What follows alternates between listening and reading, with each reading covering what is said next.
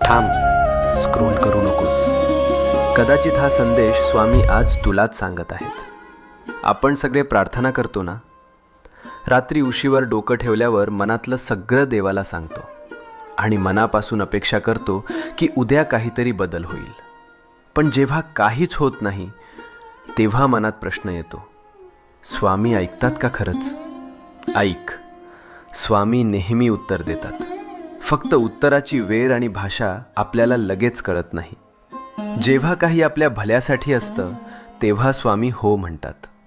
जेव्हा ते आपल्याला दुखवणार असतं तेव्हा स्वामी नाही म्हणतात. आणि जेव्हा आपल्याला अजून थोडं मजबूत व्हायचं असतं तेव्हा स्वामी शांतपणे म्हणतात, थांब, योग्य वेळी देतो. म्हणून हार मानू नको.